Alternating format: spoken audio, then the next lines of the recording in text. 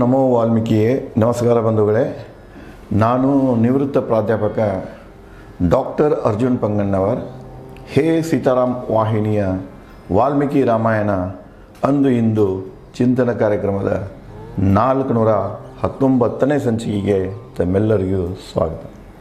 ಹಿಂದಿನ ಸಂಚಿಕೆಯಲ್ಲಿ ವಾಲಿ ರಾಮನಿಂದ ತನ್ನ ಪ್ರಶ್ನೆಗಳಿಗೆ ಉತ್ತರ ಕೇಳಿ ತಾನು ಮಾಡಿದಂಥ ದುಷ್ಕೃತ್ಯದ ಮನವರಿಕೆ ಮಾಡಿಕೊಂಡು ರಾಮನಲ್ಲಿ ಪ್ರಾರ್ಥನೆ ಮಾಡ್ತಾನೆ.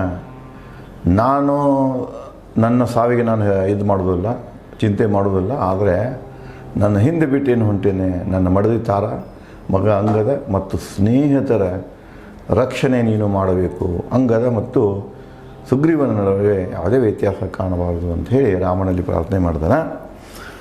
ಮುಂದುವರೆದು ಮೈ ತುಂಬ ಹೊಡೆತ ರಾಮನ ಬಿಲ್ಲಿನ ಏಟು ವಾಲಿಯನ್ನು ನಿತ್ರಾಣಗೊಳಿಸಿದವು. ಒಂದು ಕಡೆಗೆ ಸುಗ್ರೀವನೊಂದಿಗೆ ಮುಷ್ಟಿಯುದ್ಧ ಮಾಡಿರ್ತಾನೆ, ಅವನು ಕಲ್ಲೆತ್ತಿ ಹೋಗಿ ಹಾಕಿರ್ತಾನೆ, ಒಂದು ಕಟಿಗೆಯಿಂದ ಬಡ್ದಿರ್ತಾನೆ, ದಿಮ್ಮೆಯಿಂದ ಬಡ್ದಿರ್ತಾನೆ. ತಮಗೆ ಹಿಂದೆ ಹೇಳೇನೆ, ಈ ಯುದ್ಧದಲ್ಲಿ ಗದೆಯ ಬಳಕೆ ಇಲ್ಲ, ಗದೆ ಒಂದು ಉಲ್ಲೇಖನ ಇಲ್ಲಿ. ವಾಲಿ ಗದೆ ಆಗಲಿ ಮತ್ತು ಸುಗ್ರೀವನ ಗದೆ ಆಗಲಿ ಗದಾ ಯುದ್ಧದ ಬಗ್ಗೆ ಉಲ್ಲೇಖ ಇಲ್ಲ. ಇಬ್ಬರು ನೋಡೋಬರೇ ಮುಷ್ಟಿ ಯುದ್ಧ ಇರ್ತದೆ, ಕುಸ್ತಿ ಇರ್ತದೆ, ಏತ್ತಿ ಒಗೆದು ಭಾಳ ಅಂದರೆ ಅಸ್ತ್ರಗಳನ್ನು ಯಾವ ಉಪಯೋಗ ಮಾಡಿದ್ರೆ ಬಾಜುಗಿದೆ ಅಲ್ಲಿ ಸಮೀಪ ಸಿಕ್ಕಂಥ ಮರಗಿರ ದಿಮ್ಮಗಳನ್ನು ತೊಗೊಂಡು ಹೊಡಿದು, ಕಟ್ಟಿಗೆಯಿಂದ ಹೊಡಿದು, ಕಲ್ಲಿಂದ ಒಗೆದು ಇದೇ ಯುದ್ಧ ಆಗಿರ್ತದೆ. ಮುಂದಕ್ಕೆ ಈ ಹೊಡೆತಗಳು ಬಿದ್ದು ಮೊದಲು ನಿತ್ರಾಣ ಆಗಿರ್ತಾನೆ ವಾಲಿ. ಅದರ ಜೊತೆಗೆ ರಾಮನ ಬಾಣದ ಏಟ ಬಿದ್ದಿದ್ದರಿಂದ ಅವಾಗೇನಾಗ್ತಾನೆ, ರಾಮನ ಜೊತೆಗೆ ಸಂವಾದ ಮಾಡ್ತಾನೆ, ನಿರುತ್ತರನಾದ. ರಾಮನ ಬಾಣಕ್ಕೆ ಬಲಿಯಾದ ವಾಲಿ ಸುದ್ದಿ ಮುಟ್ಟಿತು ವಾಲಿ ಪತ್ನಿ ತಾರಳಿಗೆ. ರಾಮನ ಬಾಣಿನ ಏಟದಿಂದ ವಾಲಿ ನೆಲಕ್ಕೆ ಉರುಳಿ ಪ್ರಾಣ ಬಿಡ್ತಾ ಇದ್ದಾನೆ ಅನ್ನುವಂತಹ ಸುದ್ದಿ ಯಾರಿಗೆ, ಅರಮನೆಯಲ್ಲಿದ್ದಂತಹ ತಾರಾಳಿಗೆ ಮುಟ್ಟಿಸ್ತಾರೆ. ಯಾಕಂದರೆ ಅವರು ಗುಪ್ತಚರರು ಇರ್ತಾರೆ ಮತ್ತು ನೋಡಿರ್ತಾರೆ, ಯುದ್ಧ ಹೋದದ್ದು ಗೊತ್ತಿರ್ತದೆ ಅವಳಿಗೆ, ಅವ್ರ ಸೈನಿಕರು ಇರ್ತಾರೆ. ಅವ್ರು ಬಂದು ಇವಳಿಗೆ ಈ ಸುದ್ದಿಯನ್ನು ಮುಟ್ಟಿಸ್ತಾರೆ. ಮಗ ಅಂಗದನೊಂದಿಗೆ ತಾರಾ ಓಡಿದಳು. ಇದೇ ಸೀನ. ತಂದೆ ಸತ್ತದ್ದ ಸುದ್ದಿ ಕೇಳಿಕೊಳ್ಳೆ ಮೊದಲು ಓಡೋರು ಯಾರಪ್ಪ ಅಂದರೆ ತಾಯಿ ತಂದೆ ಜೀವಂತ ಇದ್ದರೆ ಅವರು ಓಡ್ತಾರೆ ಅಷ್ಟೇ. ಮತ್ತು ಓಡೋರು ಯಾರಪ್ಪ ಅಂದ್ರೆ ಹೆಂಡತಿ ಮತ್ತು ಮಕ್ಕಳು. ಅಪ್ಪಗೆ ಹಿಂಗೆ ಆಗೈತೆ ಅಂದ ಕೂಡಲೇ ಜೀವದ ಕವರ್ ಬಿಟ್ಟ ಓಡ್ತಾರೆ. ಅದಕ್ಕೆ ಇಲ್ಲಿ ತಾರಾ ಏನು ಮಾಡ್ತಾರೆ, ಅಂಗದ ಇನ್ನೂ ಹುಡುಗಿರ್ತಾನೆ, ಅವನು ಕರ್ಕೊಂಡು ಆಕೆ ಓಡಿ ಬಂದುಬಿಡ್ತಾಳೆ. ತಾರಾ ಓಡಿ ಬಂದಳು. ದುಃಖದೆ ಕಿಷ್ಕಿಂದ ಬಿಟ್ಟು ವಾಲಿ ಹತ್ತಿರ ನೋಡುತ್ತಾ ರಾಮನ ಧನುಷ್ಯದೊಂದಿಗೆ. ಕಿಷ್ಕಿಂದದ ಅರಮನೆ ಬಿಟ್ಟು ಓಡ್ಕೊಂಡು ಬರಾಕಿದ್ರು. ಮುಂದೆ ಎದುರಿಗೆ ರಾಮ ತನ್ನ ಧನುಷ್ಯದೊಂದಿಗೆ ನಿಂತಿರ್ತಾನೆ. ಅಂಗದನ ಅಂಗರಕ್ಷಕರು ಕಿಷ್ಕಿಂದಕ್ಕೆ ಮರಳಿ ಓಡಿದರು. ನೋಡಿ, ತಾರಾ ಮತ್ತು ತಾರಾನ ಮಗ ಅಂಗದ ಅಪ್ಪನ ಹತ್ತಿರ ಓಡಿ ಬರ್ತಾ ಇದ್ದಾಗ ಕೆಲವೊಂದು ಮಂದಿ ಬರಬೇಕಲ್ಲ, ಅವ್ರ ಅಂಗರಕ್ಷಕರಿದ್ರೆ, ಅಲ್ಲಿ ಬಾಡಿಗಾರ್ಡ್ಸ್ ಇದ್ರೆ, ಸೈನಿಕರಿದ್ರೆ, ಅವ್ರು ಯಾರು ಬರೋದಿಲ್ಲ, ಇವ್ರಿಗೆ ಅಂಜಿ ಬಿಡ್ತಾರ. ಅವನು ಹೊಡೆದು ಕೇಳೋದಕ್ಕಾಗಿ ರಾಮ ಮತ್ತು ಸುಗ್ರೀವ ಜೀವಂತ ಉಳಿದು ನೋಡ, ಇವ್ರಿಗೆ ಯಾರೂ ಸಾಥ್ ಕೊಡೋದಿಲ್ಲ. ಇದು ಸತ್ಯ. ಇದು ಯಾರು ಸಾಥ್ ಕೊಡ್ತಾರಪ್ಪ ಅಂದ್ರೆ, ಯಾರು ನಮ್ಮಲ್ಲಿ ಒಂದು ವಿಶ್ವಾಸವಿರ್ತಿದೆ, ಯಾರಲ್ಲಿ ಒಂದು ನೈತಿಕತೆ ಇರ್ತಿದೆ, ಅಂಥವರ ಮಾತ್ರ, ನಮ್ಮಲ್ಲಿ ನಿಷ್ಠೆ ಉಳ್ಳವರು ಮಾತ್ರ ಯಾವುದನ್ನು ಲೆಕ್ಕಿಸದೆ ಬರ್ತಾರೆ. ಈ ಜನ ಸ್ವಲಾಭದ ಜನ ಏನು ಮಾಡ್ತಾರಂದ್ರೆ, ಈಗ ನಮ್ಮ ರಾಜಕಾರಣಿಗಳಿದ್ದಂಗೆ ಕಾಂಗ್ರೆಸ್ನಾಗ ಅಧಿಕಾರ ಸಿಕ್ಕರೆ ಕಾಂಗ್ರೆಸ್, BJP ಆಗಿ ಸಿಕ್ಕರೆ BJP, JDSನಾಗ ಸಿಕ್ಕರೆ JDS. ಯಾರು ಯಾವಾಗ ಕರೀತಾರೆ, ನೀವು ಮಂತ್ರಿ ಕೊಡ್ತಾನೆ ಬಾ ಅಂದ ಕೂಡಲೇ ಕಿತ್ಕೊಂಡು ಎದ್ರೆ ಅವ್ರು ಅಟ್ಟ ಹೋಗೋದಿಲ್ಲ, ಅವ್ರ ಜೊತೆಗೆ ಇನ್ನೂ ಕೆಲವೊಂದು ಮಂದಿನ ಕಿತ್ಕೊಂಡು ಹೋಗ್ತಿರ್ತಾರೆ. ಇದು ಸಮಯ ಸಾಧಕರು ಇವರೆಲ್ಲ. ಇಲ್ಲಿಯೂ ಕೂಡ ಹಂಗೆ ಆಗ್ತಿದೆ. ತಾರಾ ತನ್ನ ಮಗನ ತೊಗೊಂಡು ವಾಲಿ ಕಡೆ ಓಡಿ ಬರ್ತಾ ಇದ್ದಾಗ ಅವರ ರಕ್ಷಣೆಗೆ ಯಾರೂ ಬರೋದಿಲ್ಲ, ಯಾರೂ ಸೈನಿಕರು ಬೇಡ ಹತ್ತೋದಿಲ್ಲ, ಸುತ್ತಮುತ್ತ ಯಾರೂ ಬರೋದಿಲ್ಲ. ವಾಲಿ ದೇಶ ಕಂಡು ವಾನರರು ದಿಕ್ಕಾಪಾಲಾದರು. ತಮ್ಮ ರಾಜ ನೆಲಕ್ಕೆ ಬಿದ್ದು ಪ್ರಾಣ ಬಿಡುತ್ತಿದ್ದಂಥ ಒಂದು ಹೀನಾಯ ಸ್ಥಿತಿಯನ್ನು ನೋಡಿ ತಮ್ಮ ರಕ್ಷಣೆಗೆ ಅಲ್ಲಿ ಯಾರೂ ಉಳಿಲಿಲ್ಲ, ದಿಕ್ಕಾಪಾಲಾಗಿ ಓಡಾಕೆ ಹಿಡಿತಾರೆ, ಪಾಲಾದರು. ಮುಖಂಡನ ಹತ್ಯೆ ಕಂಡ ಪ್ರಾಣಿ ಹಿಂಡುಗಳಂತೆ. ಈಗ ಹುಲಿದ ಒಂದು ಹಿಂಡಾಗಲಿ, ಸಿಂಹಗಳ ಹಿಂಡಾಗಲಿ, ಆನೆಗಳ ಹಿಂಡಾಗಲಿ, ಮಂಗಗಳ ಹಿಂಡಾಗಲಿ, ನಿಸರ್ಗದ ಒಂದು ನಿಯಮ ಇದೆ. ಆ ಹಿಂಡುಗಳಿಗೆ ಒಂದು ನಾಯಕ ಇರ್ತಾನೆ. ಯಾರಲ್ಲಿ ಒಂದು ಬಲಾಢ್ಯ ಇರ್ತದೆ, ಶಕ್ತಿಯುತ ಇರ್ತಾನೆ, ಅವನು ಅದನ್ನು ಲೀಡ್ ಮಾಡ್ತಿರ್ತಾನೆ. ಅಲ್ಲೇ ಕದನ ಆದ ವೇಳೆದಾಗ ತಮ್ಮ ಲೀಡರ್ ಸತ್ತ ತಕ್ಷಣ ನೀವು ಅಬ್ಸರ್ವ್ ಮಾಡಿ ನೋಡ್ರಿ, ಪ್ರಾಣಿಗಳಲ್ಲಿ ಅವು ದಿಕ್ಕಾಪಾಲಾಗಿ ಓಡಕ್ಕೆ ಹಿಡಿತಾವ. ಇನ್ನು ಹೆಂಗಪ್ಪ ನಮ್ಮನ್ನು ರಕ್ಷಣೆ ಮಾಡ್ಕೊಂಡು ಹೋಗುವಂಥ ಲೀಡರ್ನ ಸತ್ತ ಇನ್ನು ಹೇಗೆ ಅಂಥೇಳಿ ಅವು ಹೆಂಗೆ ಚದುರು ಓಡ್ತಿರ್ತಾವಲ್ಲ, ಅದೇ ರೀತಿ ಈ ವಾನರ ಸೈನ್ಯ ಏನು ಮಾಡ್ತಿದಂದ್ರೆ ವಾಲಿ ಸಾಯುವುದನ್ನು ಕಂಡು ದಿಕ್ಕಾಪಾಲಾಗಿ ಓಡ್ತಾರೆ. ಭಯಭೀತ ವಾನರಿಗೆ ತಾರಾ ನುಡಿದರು. ಇವರೇನು ದಿಕ್ಕಾಪಾಲಾಗಿ ಓಡಾಗತ್ತಿರಲ್ಲ ಸೈನಿಕರು, ವಾನರರು, ಅವರಿಗೆ ತಾರಾ ಹೇಳ್ತಾಳೆ, ನಿಮ್ಮ ರಾಜ್ಯ ಬಿಟ್ಟು ಓಡುತ್ತಿರುವಿರಿ, ರಾಜ ಅಲ್ಲಿ ಸಾಯಕತ್ತಾನು, ನೀವು ರಾಜ್ಯ ಬಿಟ್ಟನ್ನು ನಿಮ್ಮ ರಕ್ಷಣೆಗಾಗಿ ರಾಜ್ಯ ಬಿಟ್ಟು ಯಾಕೆ ಓಡಾಕತ್ತೀರಿ ಅಂತ ಕೇಳ್ತಾಳೆ. ಹೀಗೇಕೆ ಮಾಡಾಕತ್ತೀರಿ ನೀವು ಅಂತ ಪ್ರಶ್ನೆ ಮಾಡ್ತಾಳೆ. ರಾಜ್ಯದಾಚೆದಿ ರಾಮನಿಂದ ತಮ್ಮನು ಅನ್ನನ ದೂರದಿಂದ ಹೊಡಿಸಿರಬೇಕು.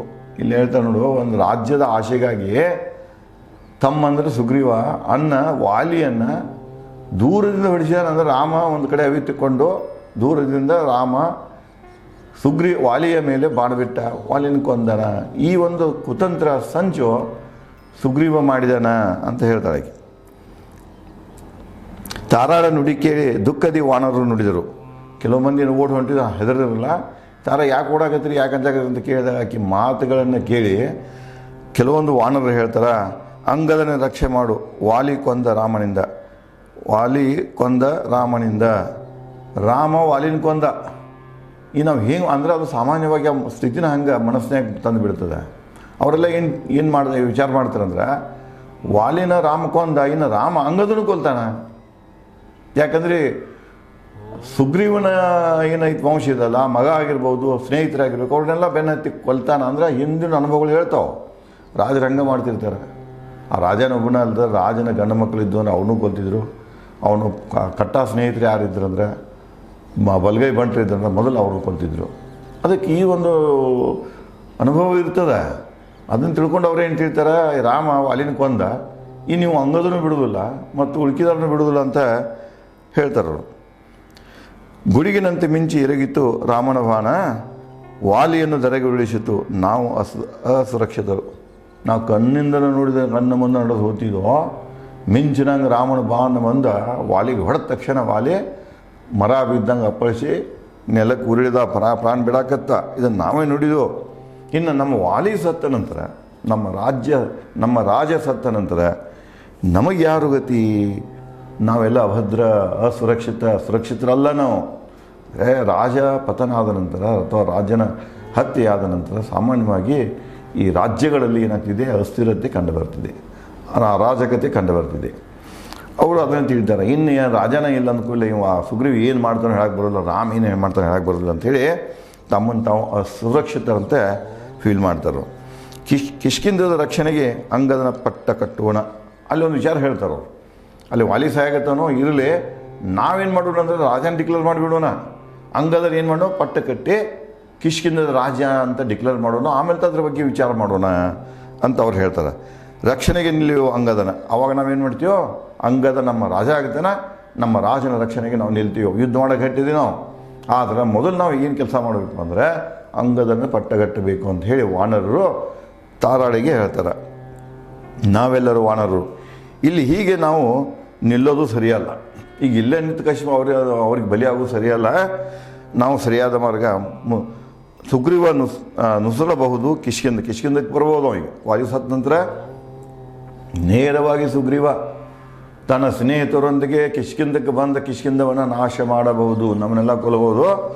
ಅವ್ನು ಕಿಷ್ಕಿಂದಕ್ಕೆ ಬರೋಕ್ಕಿಂತ ಮೊದಲ ನಾವೇನು ಮಾಡೋಣ, ಕಿಷ್ಕಿಂದಕ್ಕೆ ಹೋಗಿ ಅಂಗದನನ್ನು ಪಟ್ಟಗಟ್ಟಿ ರಾಜನಿಂದ ಘೋಷಣೆ ಮಾಡಿ ಅವ್ರ ಜೊತೆಗೆ ಯುದ್ಧಕ್ಕೆ ಸಿದ್ಧನಾಗೋಣ ಅಂತ ಹೇಳಿ ವಾನರರು ತಾರಾಳಿಗೆ ಹೇಳ್ತಾರೆ. ಅವಕಾಶವಿದು. ಅವ್ರು ಹೇಳ್ತಾರೆ, ಕಿಷ್ಕಿಂಧದಲ್ಲಿ ಕೆಲವು ವಾನರರಿಗೆ ದೋಚಲು ಪರದ ಸಂಪತ್ತು, ಸ್ತ್ರೀಯರು ಅವಕಾಶವಿದು. ಇವನು ಇತಿಹಾಸ ನೋಡ್ಯಾನೋ. 1565 ಈ ವಿಜಯನಗರಿನ ಪತನ ಆತಲ್ಲ ತಾಳಿಕೋಟಿದಲ್ಲಿ, ಅಲ್ಲಿ ಅವ ರಾಜನ ಇದನ್ನು ಶಿರಚ್ಛೇದ ಮಾಡಿದ ಸುದ್ದಿ ಕೇಳಿದ ತಕ್ಷಣ ತಾಳಿಕೋಟೆಯಿಂದ ಆ ಇಸ್ಲಾಂ ಇವ್ರದ್ದೇನು ಸೈನ್ಯ ಇರ್ತದಲ್ಲ, ಬೀದರ್ದ, ಬಿಜಾಪುರದ, ಹಂಪಿಗೆ ಬರುವೊಳಗೇನೋ ಹಂಪಿದಾಗ ಕೆಲವು ಮಂದಿ ಅಲ್ಲೆವ್ರನ್ನೂ ಲೂಟ್ ಮಾಡಿರ್ತಾರೆ, ಇವು ಹೊರಗಿನವರು ಲೂಟ್ ಮಾಡ್ತಾರೆ. ಇದು ಸಹಜನೇ ಇದೆ. ರಾಜ ಸತ್ತಪ್ಪ ಅಂದ್ಕೂಡಲೇ ಊರು ಕೊಳ್ಳಿ ಇಬ್ಬರು ಹೊಡಿತಾರೆ. ಹೊರಗಿನವ್ರು ಬರೋಕ್ಕಿಂತ ಮೇಲೆ ಇವ್ರು ಎಷ್ಟು ಸಿಕ್ಕಿರ್ತೈತಿ ಇಷ್ಟು ದೋಚಿರ್ತಾರೆ, ಉಳ್ಕಿನವರು ಬಂದು ದೋಸ್ತಾರೆ. ಅದಕ್ಕೆ ಅವ್ನು ಹೇಳ್ತಾನೆ, ವಾಲಿ ಸದ ಸುದ್ದಿ ಕೇಳಿಕೊಳ್ಳೆ, ಪರರ ಸಂಪತ್ತು ಮತ್ತು ಸ್ತ್ರೀಯನ್ನು ಕಣ್ಣಿಟ್ಕೊಂಡು ಕೊಟ್ಟಿರ್ತಾರೆ ಅವ್ರು. ಪರರ ಸಂಪತ್ತು ಪರರ ಸ್ತ್ರೀ ಮ್ಯಾಗೆ. ಅದಕ್ಕೆ ಅವ್ರಿಗೆ ಇದೊಂದು ಅವಕಾಶ ಸಿಕ್ಕಂಗೆ ಆಗ್ತೈತೆ, ಅವರೆಲ್ಲ ದೋಚ್ಕೊಳ್ತಾರೆ. ಅದಕ್ಕೆ ಕಿಷ್ಕಿಂದಲ್ಲಿ ದೋಚಬಾರ್ದು. ಕಿಷ್ಕಿಂದ ಇದಕ್ಕೆ ಅದನ್ನು ಯಾರೇ ಪರರ ದೋಚ ಕೃತ್ಯಕ್ಕೆ ಅದು ಏನಾಗಬಾರ್ದು, ತುತ್ತಾಗಬಾರ್ದು, ಆಕ್ರಮಣಕ್ಕೆ ತುತ್ತಾಗಬಾರ್ದು. ಅದಕ್ಕೆ ಮೊದಲು ನಾವು ಕಿಷ್ಕಿಂದವನ್ನು ರಕ್ಷಣೆ ಮಾಡ್ಕೊಳ್ಳೋಣ ಅಂತ ಹೇಳ್ತಾರವ್ರು. ವಾನರರ ಮಾತು ಕೇಳಿ ತಾಳ್ಮೆಯಿಂದ ನುಡಿದಳು ವಾನರಿಗೆ. ಅವರು ಕರೆಕ್ಟಾಗಿ ಹೇಳಿರ್ತಾರೆ ಅವ್ರು. ನಾವು ಮೊದಲು ಓಡಿ ಹೋಗೋಣ, ಕಿಷ್ಕಿಂದನ್ನು ಬದುಕೊಳ್ಳೋಣ, ಹಂಗದನ್ನು ರಾಜ ಮಾಡೋಣ, ಆಮೇಲೆ ಈ ಕಡೆ ಯುದ್ಧಕ್ಕೆ ಬರೋಣ ಅಂತ ಏನು ಹೇಳ್ತಾರಲ್ಲ, ಆಕೆ ನಿಮ್ಮದು ಕರೆಕ್ಟ್ ಐತಿ. ಆಕೆ ಇದು ಹೇಳಿ ಅವಳಿಗೆ ಏನು ಹೇಳ್ತಾಳಂದ್ರೆ, ವ್ಯಾಘ್ರ ಅಂತ ಪತ್ನಿಯನ್ನು ಕಳ್ಕೊಂಡೆ, ವಾಲಿಯೊಂದಿಗೆ ನಾನು ಮಗ ಈ ರಾಜ್ಯ ನಾಶವಾದೆವು. ಆಕೆ ಹೇಳ್ತಾಳ, ನನ್ನ ಗಂಡ ಹುಲಿಗತ್ತೆ ಇದ್ದ, ಅವನ್ನ ಕಳ್ಕೊಂಡು ನಾನು, ಹುಲಿ ಅಂತ ಗಂಡನ್ನ ಕಳ್ಕೊಂಡೇನು. ಮುಂದೆ ಈಗ ಮಗ ಮತ್ತು ರಾಜ್ಯ ವಾಲಿ ಜೊತೆಗೆ ಅವು ಕೂಡ ನಾಶವಾಗಿ ಹೋದವು, ಈಗೇನು ಉಳಿದಿಲ್ಲ ಅಂತ ಹೇಳ್ತಾಳೆ. ರಾಮನ ಬಾಣಕ್ಕೆ ಬಲಿಯಾದ ವಾಲಿ ಪಾದ ಸೇರೋಣ ನಾವೆಲ್ಲರೂ. ಈಗೇನು ಮಾಡೋಣ ಅಂದರೆ, ಇದು ಹೋಗಿ ಪಟ್ಟಗಟ್ಟಿ ಯುದ್ಧ ಮಾಡೋದು ಬೇಡ, ನಾವು ವಾಲಿ ಬಿಡ ಸತ್ತು ಬಿಡೋಣ, ವಾಲಿ ಕಡೆ ಹೋಗೋಣ ಅಂತ ಹೇಳ್ತಾಳೆ. ಎದೆ ತಲೆ ಬಡಿದುಕೊಳ್ಳುತ್ತಾ ಅಳುತ್ತಾ ಓಡಿ ಬಂದಳು ವಾಲಿ ಬಳಿ ತಾರ. ಅಷ್ಟು ಹೇಳ್ತಾಳೆ ಅವ್ರಿಗೆ, ಆ ಕಡೆ ಕಿಷ್ಕಿಂದ ಹೋಗೋದು ಬೇಡ, ನಾವು ಇಲ್ಲೇ ಎಲ್ಲರೂ ಕೂಡ ಸಾಮೂಹಿಕ ಒಂದು ಡೆತ್ ತೊಗೊಂಡ್ಬಿಡೋಣ ವಾಲಿ ಜೊತೆಗೆ ನಾವೆಲ್ಲ ಸಾಯೋಣ ಅದಕ್ಕಂತ ಹೇಳಿ ಏನು ಮಾಡ್ತಾರೆ, ಮಗನ ಕರ್ಕೊಂಡು ಬಡಿದ ಎದೆ ಬಡ್ಕೊಂತ. ಈಗ ಸಾಮಾನ್ಯವಾಗಿ ನೋಡ್ತಿರ್ತೀರಿ, ಇವತ್ತು ಇದೆ ಇದು ಹೆಣ್ಮಕ್ಳಿಗೆ ಇದು ಸಾವಿನ ಸುದ್ದಿ ಬಂತ, ತಂದೆಯದಾಗಲಿ ಅರ್ಧ ಗಂಡನ ಬಂತಂದ್ರೆ ಎಷ್ಟು ದುಃಖದಿಂದ ಎದೆ ಬಡ್ಕೊಂತ ಹಾಡು ಅವರು ಇವನ್ನೆಲ್ಲ ಹೇಳ್ಕೊತ, ವೈರಿಗಳನ್ನು ತೆಗೆದುಕೊಂತ, ಅವನು ಒಳ್ಳೆಯ ಗುಣಗಳನ್ನು ಹೊಳ್ಕೊತ ಬರ್ತದೆ. ಇದು ಸಾಮಾನ್ಯ ದೃಶ್ಯ, ಇವತ್ತು ಅದು ನೋಡೋಕೆ ಸಿಗ್ತಿದೆ. ಓಡಿ ಬಂದಳು ವಾಲಿ ಬಳಿತಾರ. ಮಾಯಾವಿ ದುಂದುಬಿ ಮರಳದ ಲೋಕಕ್ಕೆ ಕಳಿಸಿದ ನನ್ನ ಪತಿ ವಾಲಿ ನೆಲಕ್ಕುರುಳಿದ ನೋಟ ಕಂಡಳು. ರಾಮನ ಬಾಣ ಏಟ ತಿಂದು ನೆಲಕ್ಕೆ ಬಿದ್ದಿರ್ತಾನೆ, ಸಾಯ್ತಿರ್ತಾನೆ. ಅವ್ನು ನೋಡಿದಕ್ಕೆ ಏನು ನೆನಪು ಬರ್ತದೆ ಗೊತ್ತಾ, ಯಾವ ವಾಲಿ ಬಲಾಢ್ಯವಿದ್ದಂಥ ಮಾಯಾವಿ ಮತ್ತು ದುಂದುಬಿ.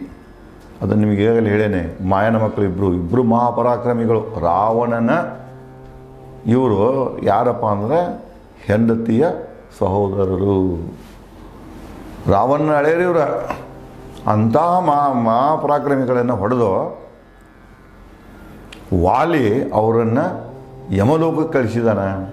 ಅದರಂತೆ ನನ್ನ ಗಡ್ಡನ ರಾಮ ಯಮಲೋಕಕ್ಕೆ ಕಳಿಸಿದ. ಇಲ್ಲಿ ಒಂದು ಮೆಸೇಜ್ ಬರ್ತಿದೆ, ನಾವು ಎಷ್ಟೇ ಬಲಾಢ್ಯರು ಇರ್ಬೋದು, ನಾವು ಏನೇ ಇರ್ಬೋದು, ಒಂದು ದಿವಸ ನಾವು ನಮ್ಮಂಥ ಬಲಾಢ್ಯರ ಕೈಯಿಂದನ ಹತರಾಗಬೇಕಾಗ್ತಿದೆ. ಇದು ಹಿಂದಿನ ಈ ಯುದ್ಧಗಳಾಯಿತು, ವ್ಯವಸ್ಥೆಯಿಂದಾಗಿ ಬಂದಂಥ ಅನುಭವದ ಮಾತು. ಇನ್ನು ಮುಂದುವರೆದು ಮತ್ತೇನು ತಾರ ಹೇಳ್ತಾಳೆ, ಅಲ್ಲೇನು ನಡೀತಿದೆ ಅನ್ನೋದನ್ನು ನಾನು ತನಗೆ ಮುಂದಿನ ಸಂಚಿಕೆಯಲ್ಲಿ ಹಂಚಿಕೊಳ್ಳುತ್ತೇನೆ. ಧನ್ಯವಾದಗಳು.